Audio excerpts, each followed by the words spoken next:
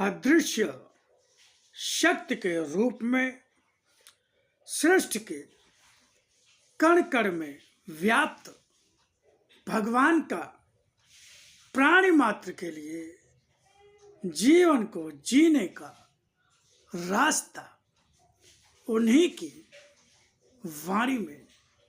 तो आइए सुनते हैं कि आज का भगवान का दिव्य संदेश क्या है।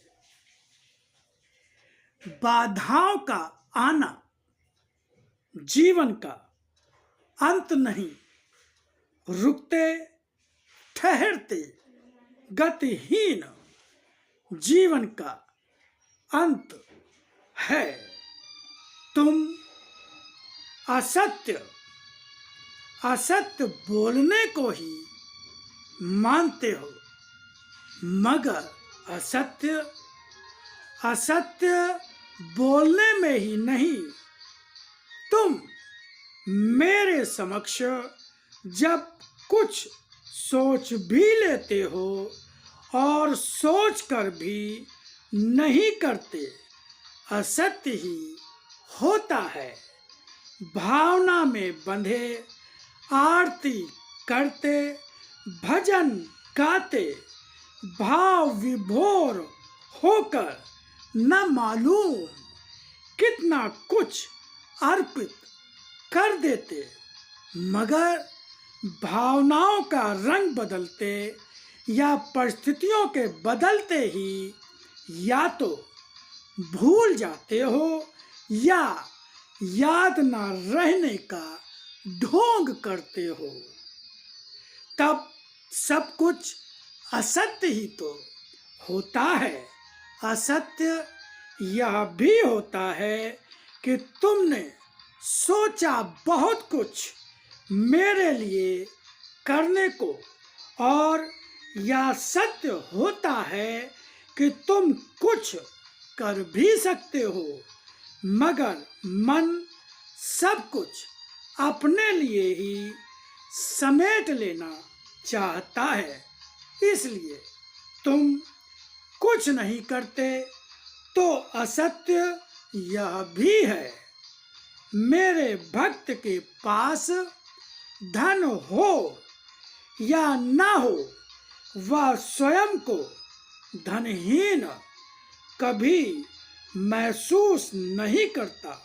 वह तो अपने आप को बहुत धनी ही अनुभव करता है, मगर कुछ ऐसे भी होते हैं जो बहुत सारा धन होने पर भी सोचते हैं कि वे दरिद्र हैं या उनके पास कुछ नहीं है। ऐसे व्यक्ति तो सदा ही दरिद्र रहते हैं, मगर जो कुछ न होने पर भी यदि 2 वक्त की रोटी पा जाने पर भी स्वयं को बहुत कुछ मान कर रहता है, मुझे दोष नहीं देता, वही सच को पहचानता है। सच को पहचानने वाला जानता है कि जो कुछ है उस सब कुछ को पाने का कारण वह स्वयं है, उसके कर्म है, मगर हर दुख की स्थिति में भी सुख देखता है। वही समभाव से रहना जानता है। सच की पूजा करने वाले के विश्वास की गहराई हूँ मैं। सत्य की पहचान के लिए आत्मा की दृष्टि चाहिए। जियो धर्म के लिए।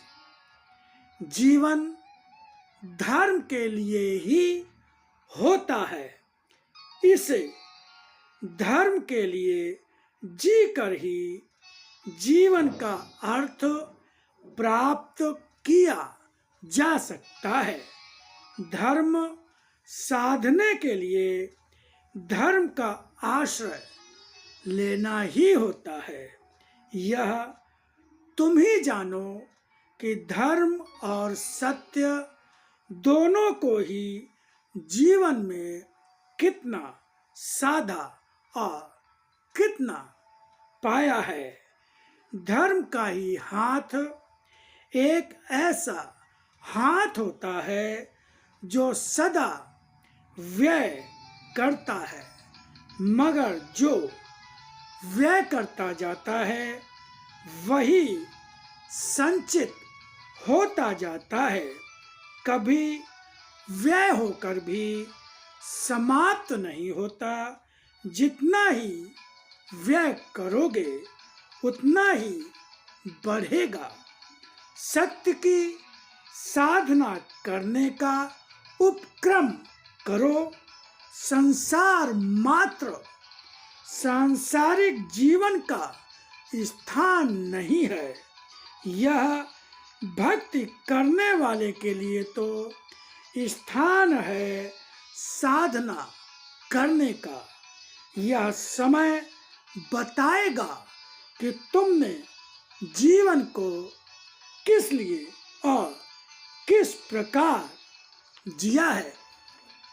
तो ये भगवान का आज का दिव्य संदेश, इसे मात्र सुनना ही नहीं है, इसको चिंतन करना है, मनन करना है और अपने जीवन में धारण भी करना है।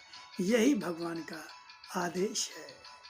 तो इसका चिंतन मनन करें और कल के दिव्य संदेश की प्रतीक्षा करें कि भगवान क्या कहते हैं।